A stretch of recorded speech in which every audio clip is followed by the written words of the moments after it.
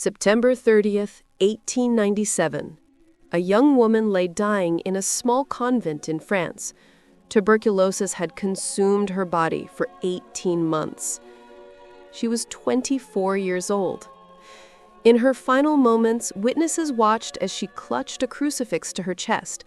Her lips moved. "My God, I love you." And then she was gone. The world didn't notice. She was nobody. Just another nun who had never left her convent walls, never performed a miracle, never preached a sermon. Her name was Therese Martin. But 27 years later, the Pope declared her a saint. Today, millions visit her tomb. Popes call her the greatest saint of modern times. She's only one of 4 women ever named a doctor of the church. How? How did a girl so fragile she couldn't walk to school without crying become one of the most powerful voices in Catholic history? The answer is something she called the little way. And it began in a childhood shattered by trauma, marked by suffering, and drowning in weakness. This is the story of Saint Therese of Lisieux. Welcome to Catholic Hearts. Subscribe now to discover the extraordinary and inspiring stories that shape our Catholic faith. Our story begins not with Therese, but with 2 people whose love would shape a saint. Louis Martin was a watchmaker in Alençon, a town in northern France. Deeply devout, he had once tried to join a monastery, but was refused because he didn't know Latin. Disappointed, but trusting in God's plan, he returned to his trade. Zélie Guérin was a talented lace maker with a strong, active temperament. She, too, had felt called to religious life, hoping to serve the sick. But when she approached the superior of a local religious house, her request was ignored. Like Louis, she returned to ordinary life, and her lace business flourished. In early 1858, these 2 souls met. By July of that year, they were married. Both were extraordinarily pious. At first, they decided to live as brother and sister in perpetual abstinence, believing this would please God more. But their confessor wisely discouraged them. God had another plan, a plan that would unfold through the children they would raise.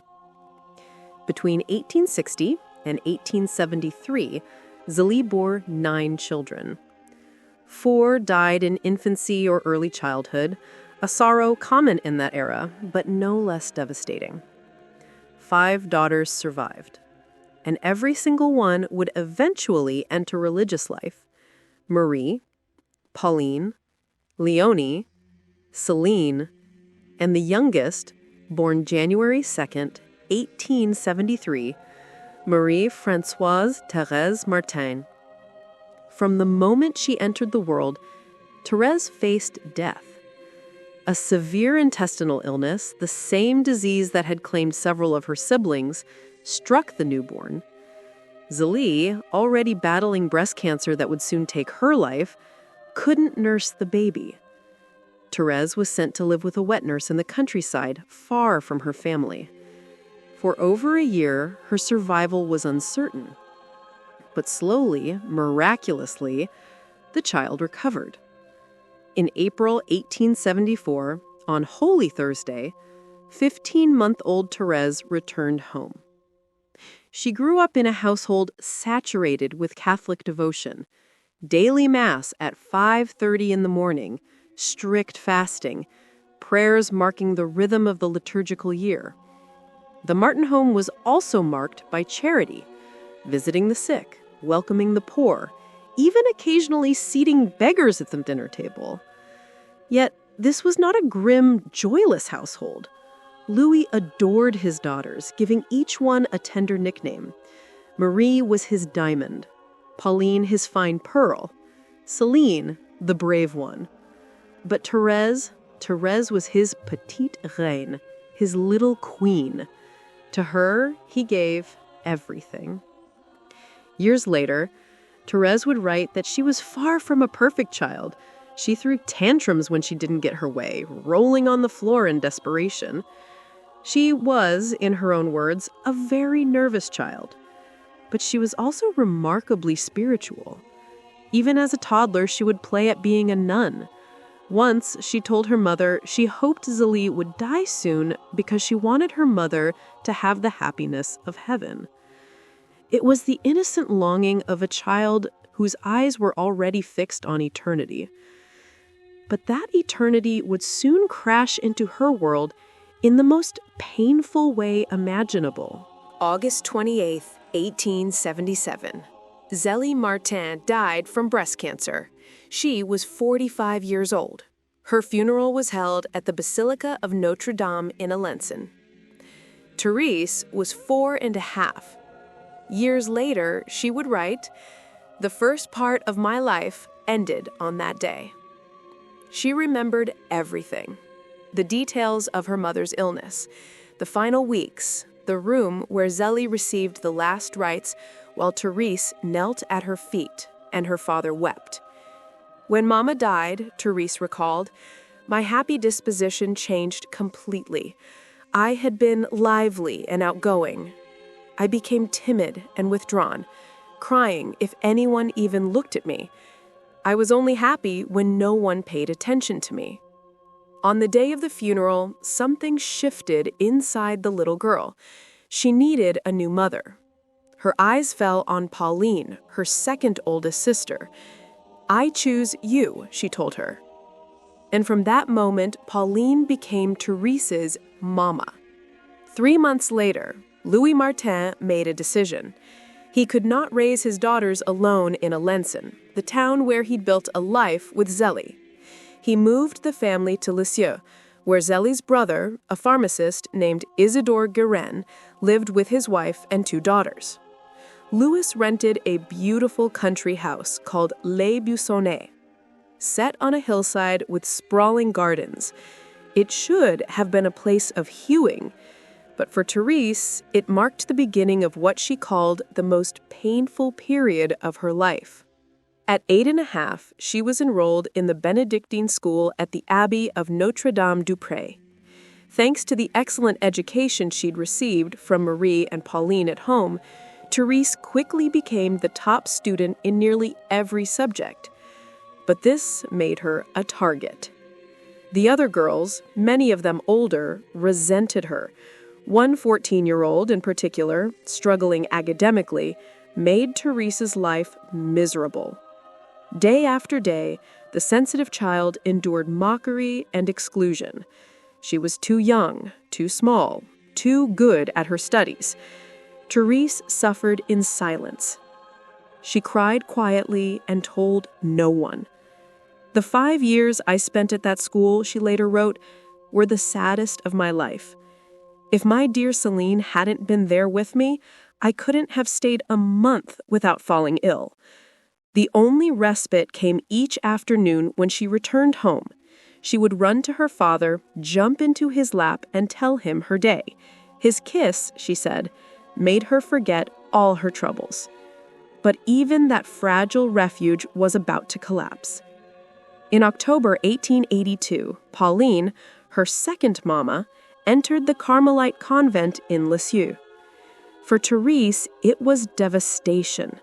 She understood what it meant. Pauline would go behind the grill, into the cloister, and they would never see each other the same way again. "In the depths of my heart," Therese wrote, "I have lost Pauline." The grief reignited something dormant in the child's soul. If Pauline could give herself to God so completely, then Therese wanted the same. Even at 9 years old, she decided one day she too would become a Carmelite. But first, she would have to survive. Shortly after Pauline's entry, Therese began experiencing violent tremors. It started one evening after a walk with her uncle, during which they spoke of Zélie. Therese began shaking uncontrollably. Her family covered her with blankets, thinking she was cold. But the tremors didn't stop. She clenched her teeth. She couldn't speak. A doctor was called. He diagnosed her condition as neurotic attacks in reaction to frustration. For months, the illness persisted. Therese was moved to Marie's room, where she could be watched constantly. Pauline, from behind the convent walls, wrote letters trying to help. And then, on May 13th, 1883, something happened. Therese turned to look at a statue of the Virgin Mary in the corner of the room, and the Virgin smiled at her. Suddenly, the Blessed Virgin appeared so beautiful to me, so beautiful that I had never seen anything so lovely. Her face radiated unspeakable goodness and tenderness. But what penetrated to the depths of my soul was the ravishing smile of the Blessed Virgin. In that instant, the illness vanished. 2 large tears rolled down Therese's cheeks. She was healed. But the psychological wounds remained. When Marie asked her to tell the Carmelite nuns about the vision, Therese felt interrogated, pressured. She began to doubt herself. Had she lied? Had she imagined it? For a long time after my cure, she wrote, I believed my sickness had been pretended. That doubt was a real martyrdom for my soul. And then came another affliction, scrupulosity. This is a painful psychological condition in which a person becomes obsessed with sin, imagining offenses where none exist, drowning in guilt over the smallest imperfections. Saints like Alphonsus Liguori and Ignatius of Loyola suffered from it. Now Therese did too. It would be necessary to pass through this martyrdom to understand it well. For me, to express what I suffered for a year and a half would be impossible. Every week before confession, she would sit with Marie, going over every thought, every action, terrified she had committed some grave sin. Marie would patiently reassure her, this is not a sin, that is not a sin. Without her sister's guidance, Therese might have drowned in despair. And then, in October 1886, came another blow. Marie, her oldest sister, her anchor in the storm of scrupulosity, announced that she too was entering the Carmelite convent. Therese now faced the world almost alone. The warm, loving atmosphere of Les Buissonnets, the only thing that kept her afloat, was slowly dissolving. She was 13 years old, fragile, anxious, drowning in sensitivity. Her friends thought she had a weak character. Even her relatives believed she would never amount to much. But they were wrong. Because on one cold Christmas night, everything changed. December 24th, 1886, Christmas Eve. The Martin household was subdued. Just weeks earlier, Leonie, the third sister, had returned home in humiliation after failing to persevere with the poor Claires. She was covered in eczema, her head wrapped in a shawl to hide her condition. The family was doing everything they could to comfort her. That evening, Louis took Leonie, Céline, and Therese to midnight mass at the cathedral in Lisieux. When they returned home, Therese, still clinging to the customs of childhood, left her shoes by the fireplace, waiting for the Christ child to fill them with gifts. It was a French tradition for children. But Therese was 13 now, and Louis Martin, exhausted by the late hour and the weight of recent trials, was in no mood for it. As he climbed the stairs, he sighed to Céline, well, thankfully, this is the last year. Therese, just behind them on the staircase, heard every word. Her heart broke. Céline saw the tears spring to her sister's eyes. "Oh, Therese," she whispered, "don't go back down. You'll only suffer more if you look at your shoes now." Therese stood frozen on the stairs, tears streaming, about to collapse into the familiar pattern, crying, retreating, drowning in her own sensitivity. But then something happened. Later, Therese would describe it as a miracle. In an instant, she stopped crying. She wiped her tears. She turned around and ran down the stairs. Kneeling by the fireplace, she pulled out her gifts one by one, exclaiming with joy over each treasure, as if nothing had happened. Louis, watching from above, laughed. His sadness lifted. Even Céline stood speechless, unable to believe what she was seeing. Thankfully, Therese wrote years later, it was a sweet reality. Therese had recovered the strength of soul she had lost at the age of 4.5, and she would keep it forever. She continued, "On that night when he made himself weak and suffering for love of me, Jesus made me strong and courageous.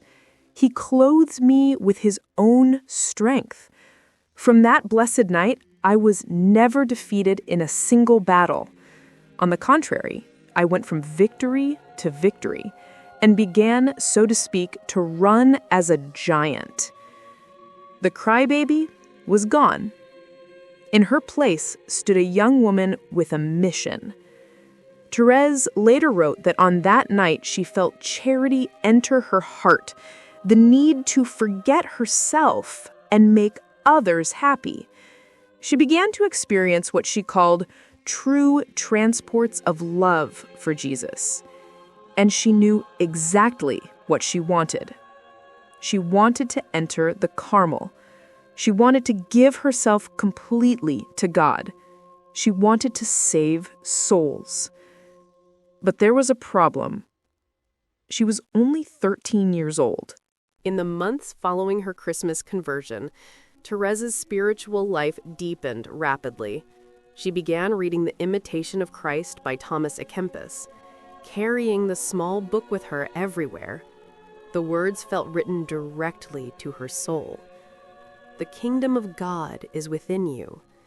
Turn with all your heart to the Lord and leave this miserable world, and your soul shall find rest." She also devoured a book of spiritual conferences by Abbé Arminjon titled The End of This World and the Mysteries of the Future Life. It set her heart on fire with longing for heaven. But Therese didn't just read. She acted. In the summer of 1887, French newspapers were filled with the story of Henri Pranzini, a man convicted of brutally murdering 2 women and a child. The public was outraged. Pranzini showed no remorse. He was sentenced to the guillotine. Therese, moved by the thought of his soul perishing, decided to adopt him. She would pray for his conversion, offer sacrifices, beg God to save him. She called him her first child. Pranzini refused to see a priest. He walked to the scaffold unrepentant. Therese prayed harder. And then, at the final moment, just as the executioner was about to release the blade, Pranzini suddenly turned. He grabbed the crucifix held by the chaplain and kissed it 3 times. When Therese read the account in the newspaper the next day, she wept with joy. God had given her a sign. Her prayers could save souls. This was her vocation. On Pentecost Sunday, 1887, Therese went to her father. They sat together in the garden on a warm afternoon. Louis, now 63, was recovering from a minor stroke. "Papa," she said, her voice trembling, "I want to enter the Carmel soon, before Christmas." Louis began to cry, but then he stood, walked to a nearby flower bed, and carefully pulled up a small white flower, roots and all. He handed it to his daughter. God brought this flower into existence and preserved it until this day. Therese understood. She was that flower, and God was about to transplant her into new soil. Encouraged, Therese went to the superior of the Carmelite monastery, but he refused. She was too young. Undeterred, she went to the bishop. He also refused. In November 1887, Louis took Céline and Therese on a pilgrimage to Rome for the Jubilee of Pope Leo XIII. It was an extraordinary journey, visiting Milan, Venice, Lorette, Pompeii, Naples, Assisi. For a girl who had barely left Normandy, it was overwhelming. But Therese had one goal: to ask the Pope himself for permission to enter Carmel at 15. On November 20th, during a public audience, her moment came. As she knelt before Leo XIII, the Master of Ceremonies loudly announced, "It is forbidden to speak to the Holy Father." Therese ignored him. "Most Holy Father," she said, "in honor of your Jubilee, permit me to enter Carmel at 15. The Pope looked at her kindly, but replied, "Well, my child, do what the superiors decide. You will enter if it is God's will." He blessed her. But Therese didn't move. The Swiss guards had to physically lift her and carry her out of the hall. She returned to France, heartbroken. But she did not give up. She wrote to the bishop pleading her case. And finally, on December 28th, 1887, the Feast of the Holy Innocents, the bishop's response arrived. Permission granted. On April 9th, 1888, just 3 months after her 15th birthday, Therese Martin entered the Carmelite monastery in Lisieux. Her life in the world was over. Her transformation had only begun. Therese entered Carmel expecting suffering. What she found was something harder: hiddenness. Illusions? She later wrote, "The Lord gave me the grace of having none when I entered Carmel. I found the religious life exactly as I had imagined it. No sacrifice took me by surprise." The Carmelite order, reformed by Saint Therese of Avila in the 16th century, is dedicated to prayer, both communal and solitary. The days are structured around silence, work, and the divine office. It is austere, demanding, and deeply interior. When Therese arrived, the monastery housed 26 nuns from all walks of life. The prioress was Mother Marie de Gonzague, an aristocrat of unpredictable temperament, fiercely protective of her authority and given to occasional favoritism. Therese was placed under the care of her own sister Marie, who taught her the rhythms of convent life. Later, she worked alongside Pauline in the refectory. When her cousin Marie Guérin entered, the two were assigned to the sacristy together. But Therese made a firm decision. She would not rely on her sisters. She would not seek their comfort or approval. She sat with whoever was nearest during recreation. She befriended the sisters others found difficult. "We must apologize to others for being four under the same roof," she once said. "When I am dead, you must be very careful not to lead a family life with one another. I did not come to Carmel to be with my sisters. On the contrary, I realized clearly that their presence would cost me dearly, because I was determined not to give in to nature." It did cost her dearly. Just months after Therese entered Carmel, her father's mental health collapsed. Louis Martin began experiencing hallucinations. In June 1888, he disappeared from home. He was found days later at a post office in Le Havre, confused and disoriented. Shortly after, he was committed to a psychiatric hospital in Caen, a place called Le Bon Sauveur, where he would remain for 3 years. For Therese, it was a public humiliation and a private agony. The man she called my king, the father who had cherished her, protected her, carried her, was now locked away, his mind shattered. She offered it all to God. During her early years in Carmel, Therese also faced the daily grind of community life. Some sisters were difficult, some were critical.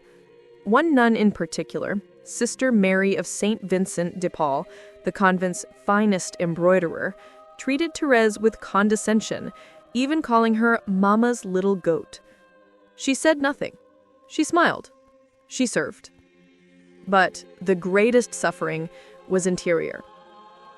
The convent chaplain, Father Youth, preached constantly about the fear of hell, the terrors of divine justice, the punishments of purgatory. It was the preaching style of the era, designed to shake souls awake. But for Therese, who still carried the scars of scrupulosity, it was suffocating.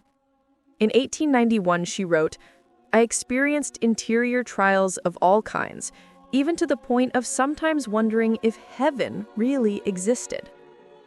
And then, in October of that year, a Franciscan friar named Alexis Preux came to preach a retreat. His message was different.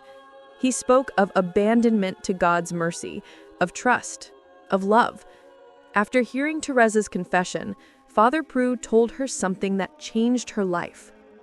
"Your faults do not grieve God." Therese is stunned, liberated.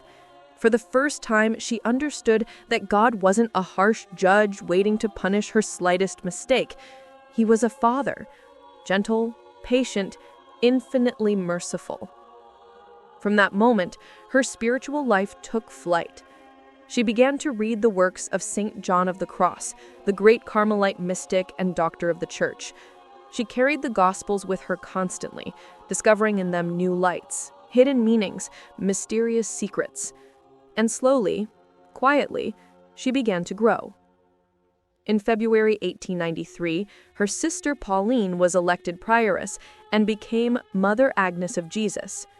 Therese was appointed assistant to the mistress of novices, a role that placed her in charge of guiding younger sisters in their formation. It was here that her gift for teaching revealed itself. Therese had a way of making profound truths simple. She used images the novices could grasp, a kaleidoscope to explain the Trinity, an elevator to describe grace.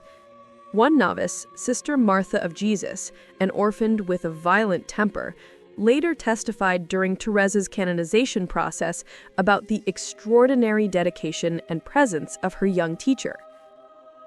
Therese sought out the difficult sisters, the ones whose temperament grated on her, the ones she naturally disliked. She spent time with them, smiled at them, served them, not because it was easy, but because she saw no merit in loving only those who were easy to love. She was learning to die to herself. But the most important lesson, the one that would define her forever, was still to come. By the end of 1894, Therese had been a Carmelite for 6 years. She was faithful, obedient, prayerful, but she was also frustrated. "I always desired to be a saint," she wrote. "But alas, when I compared myself to the saints, I always found that there was the same difference between them and me as there is between a mountain whose summit is lost in the clouds and a grain of sand trampled underfoot."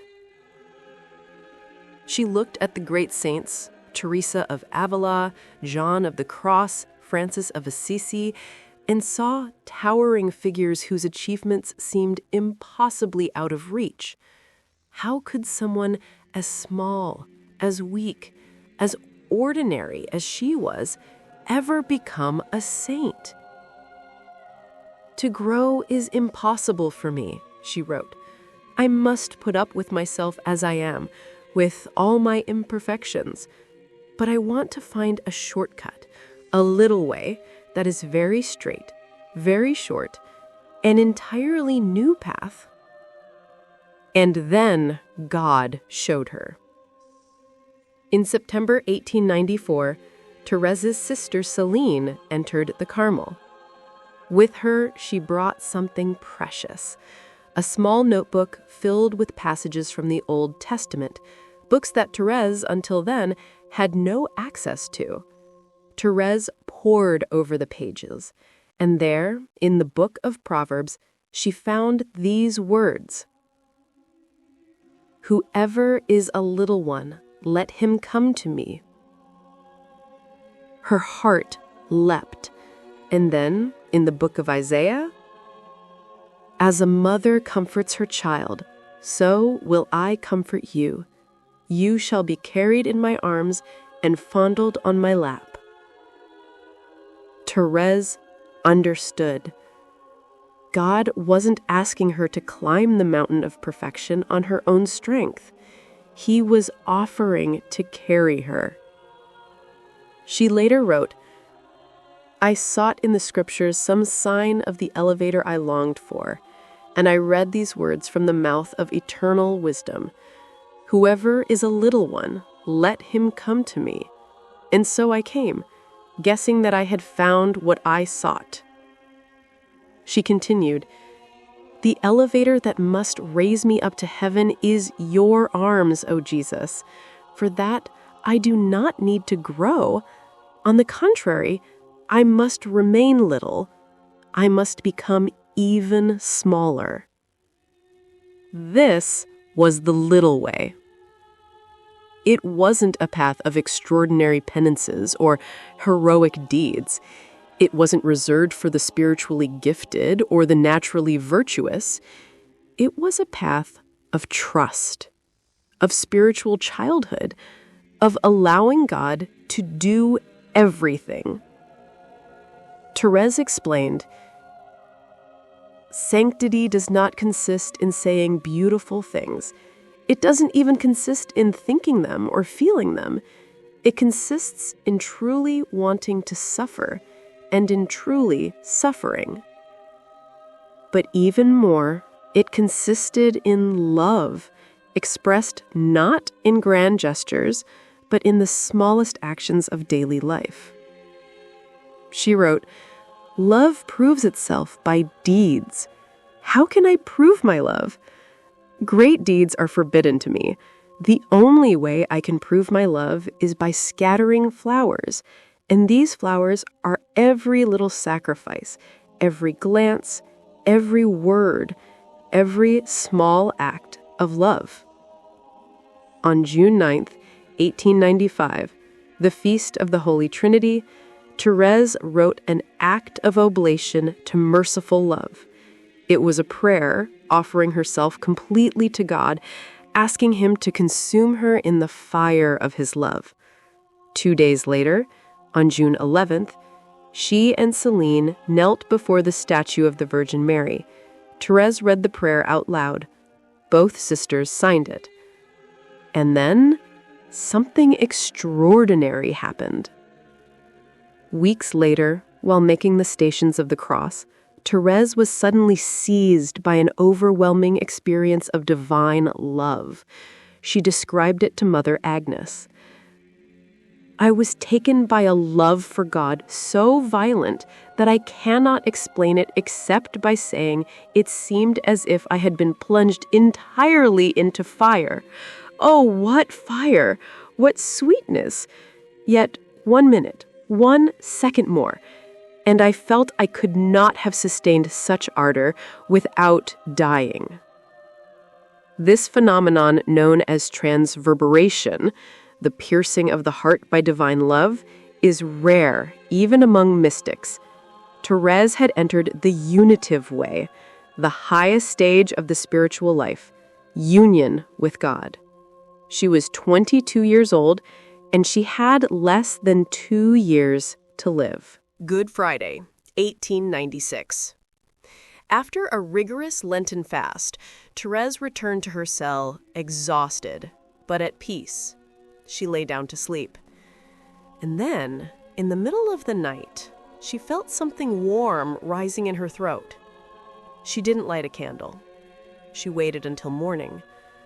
When she looked at her handkerchief, she saw blood. Tuberculosis. Therese knew immediately what it meant. In that era, tuberculosis was a death sentence. But instead of fear, she felt joy. "I thought immediately," she wrote, "of the happy thing I had to learn. My soul was filled with a great consolation. I was interiorly persuaded that Jesus, on the anniversary of his own death, wanted me to hear his first call." She told no one. For months, she carried the secret alone. By the summer of 1897, she could no longer hide it. The coughing fits grew worse. The blood came more frequently.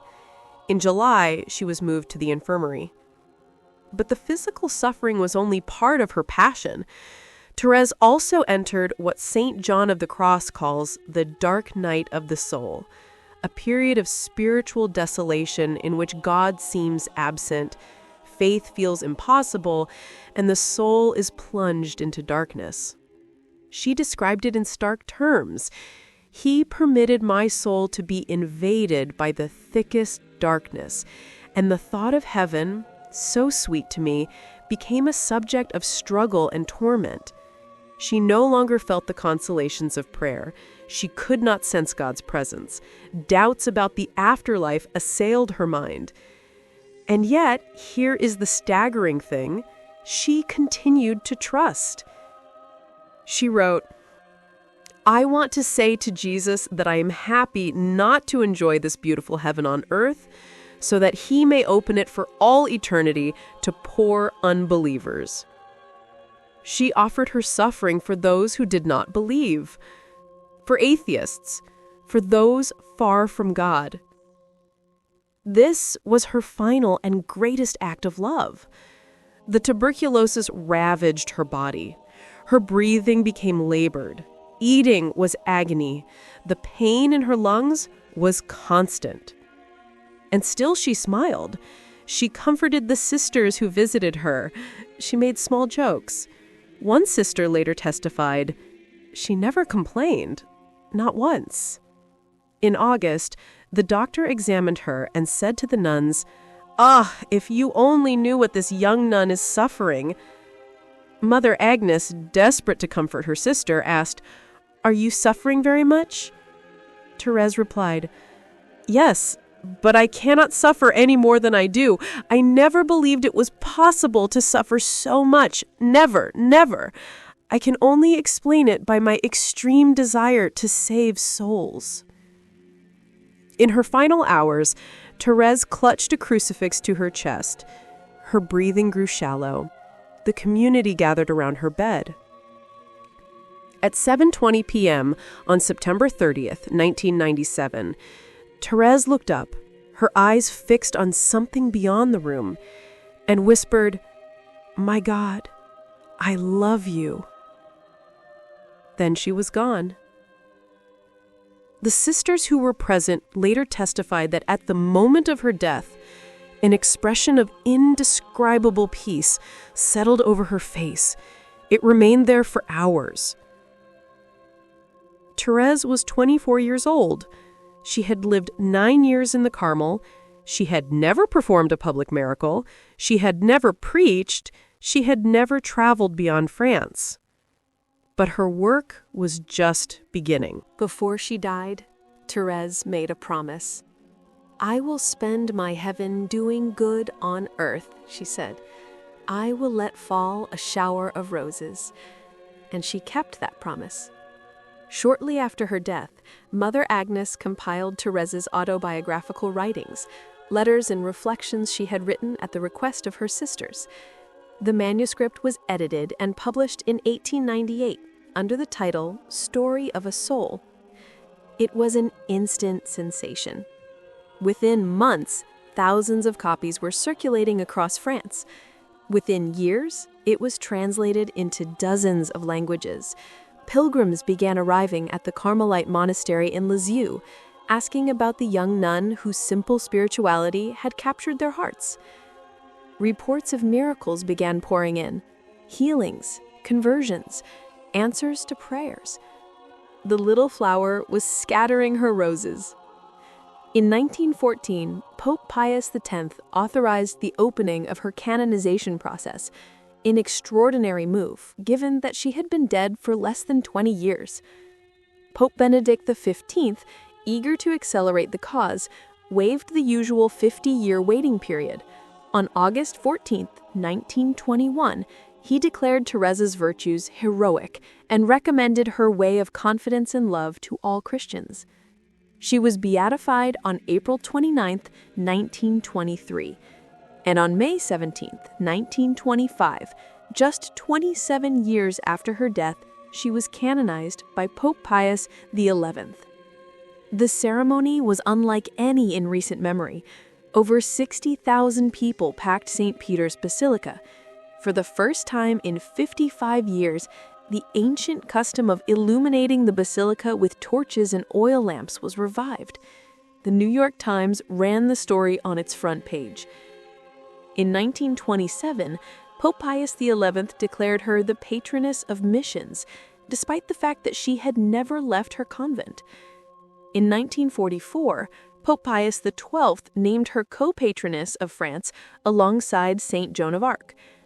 And on October 19, 1997, the centenary of her death, Pope John Paul II proclaimed Therese of Lisieux a doctor of the Church. She became only the third woman in history to receive that title. She joined the ranks of Augustine, Aquinas, John of the Cross, and Teresa of Avila, theologians and mystics whose teachings guide the universal church. But perhaps the most extraordinary part of her legacy is this. In 2015, Pope Francis canonized her parents, Louis and Zélie Martin. For the first time in church history, a husband and wife were canonized together. The Martin family became the only family in the world with a father, mother, and daughter all declared saints.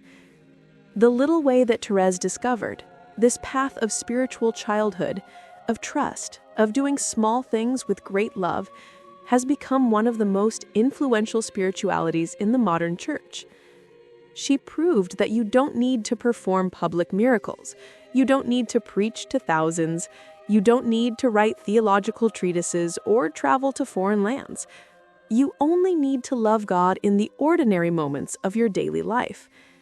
As Therese herself wrote, "Miss no single opportunity of making some small sacrifice, here by a smiling look, there by a kindly word, always doing the smallest right and doing it all for love." Today, her relics travel the world. Millions visit her tomb in Lisieux. Her autobiography has been translated into over 50 languages. And countless souls, simple, ordinary people who once believed sanctity was beyond their reach, have discovered through her little way that holiness is not reserved for the extraordinary.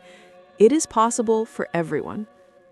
Because the God who carried Therese Martin from fragility to spiritual greatness is the same God who reaches down to carry each one of us. All we must do is remain small, trust completely, and allow ourselves to be loved. In 1897, when Therese died, the world barely noticed. She was an unknown nun in a small French town. Her obituary in the convent records was brief and unremarkable, but heaven had other plans. Within 30 years, her name was known across the globe. Her face appeared in churches on every continent. Her words comforted soldiers in the trenches of World War I. Her little way inspired missionaries in distant lands. Her prayers were credited with countless miracles. And today, over a century after her death, she remains one of the most beloved saints in the Catholic Church. Why? Because Therese of Lisieux understood something that the world constantly forgets. Greatness is not measured by the world's standards. It is measured by love. She never preached to crowds, but her words have reached billions. She never performed public miracles, but her intercession has brought healing to countless souls. She never left her convent, but her influence extends to the ends of the earth. She was small, weak, ordinary, and that is precisely why God chose her. As St. Paul writes, God chose the weak things of the world to shame the strong. He chose the lowly things of this world and the despised things and the things that are not to nullify the things that are, so that no one may boast before him. Therese's life is a testament to this truth. You don't need to be extraordinary to become a saint. You don't need to be free from weakness. You don't need to be perfect. You only need to trust. As Therese wrote in one of her final letters, what matters in life is not great deeds, but great love. And great love is possible for everyone, in every moment, in every circumstance, in every ordinary action of daily life. That is the gift Therese gave to the Church. That is the legacy of the little flower. And that is why, more than a century after her death, her promise still echoes across the world. I will spend my heaven doing good on earth. I will let fall a shower of roses. Thank you for watching. May the example of Saint Therese of Lisieux inspire your own journey of faith.